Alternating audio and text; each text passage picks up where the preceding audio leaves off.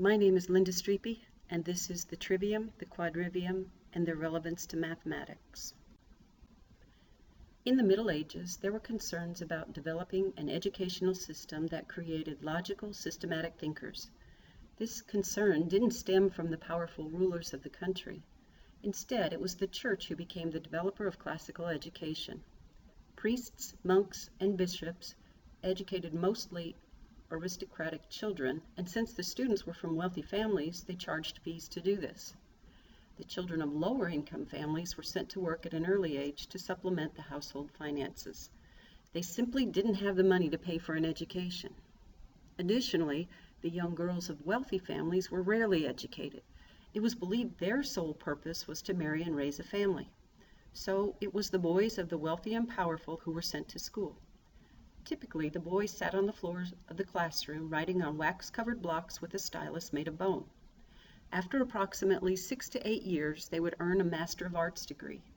For the successful students, this gave them the opportunity to teach at the university level. One has to wonder how classical education was developed. If you go back as early as 518 BC to the Greek mathematician Pythagoras, you would find he taught his students that arithmetic, geometry, music, and astronomy were all related to one another. Roughly 130 years later, Plato discussed appropriate age levels for students to learn. In the elementary level, students would study grammar and gymnastics. The second, or primary level, added arithmetic, geometry, music, and astronomy. At the highest level, students were capable of learning philosophy. Greeks emphasized the physical health of both the mind and body. Students had to learn moral and social values to understand what it meant to be human. Later, approximately the 3rd century AD, the Romans improved upon subjects taught at the elementary level by adding rhetoric and dialectics. The Roman school curriculum now included grammar, dialectic, rhetoric, arithmetic, geometry, music, and astronomy.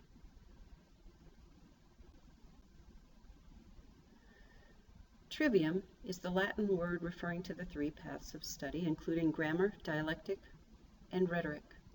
Grammar provided the basis for knowing how to read and write with understanding. Here the students read and discussed classical literature. Dialectic or logic allowed the learner to think and reason so that one could determine fact from fiction. The mathematical skills were developed during this stage. Rhetoric permitted the student to express himself with persuasiveness and clarity. Philosophy fit well in this stage. Passing to the next level of education required the students to present a topic given in advance to a panel of teachers and former graduates. The presenter had to defend his discussion with logic and accuracy while being questioned by the panel. Grammar provides the basis for reading and writing with understanding. It's essential in mathematics to communicate topics using written and verbal skills. Logic allows the learner to distinguish whether or not information is factual. This is a useful tool for validating one's own work as well as the work of others. Rhetoric is the skillful ability to convey one's ideas in a clear and concise manner while still maintaining the accuracy of the topic. Upon completion of the Trivium, the next step in the educational process was called the Quadrivium. This Latin word refers to the next 4 fields of study. Quadrivium courses included arithmetic, geometry, music, and astronomy. Arithmetic deals with the management of numbers, geometry deals with the concept of shapes, music deals with the organization of sounds and rhythms, and astronomy deals with the abstract idea of heavenly bodies and their path in the sky. All 4 subjects have mathematical connections. Mathematics today also involves creativity, exploration, abstraction, and a scientific meticulousness. Mathematics is also a connector in many societal issues such as security, economics, natural resources, and the ability to peacefully interact. There's a new mathematical curriculum, ethnomathematics, that is composed of intertwined strands of study, much like the Quadrivium and Trivium of the Middle Ages. The 3 strands include literacy, matheracy, and technocracy. Mathematical literacy is learning how to receive and process information that is verbal, written, symbolic, coded, numeric, or even simply gestures. Matheracy involves being able to hypothesize, reason, make inferences, gather data, and draw a conclusion. In this phase, the student systematically eliminates contradictions to his acquired knowledge base to build an even stronger, more logical understanding of mathematics.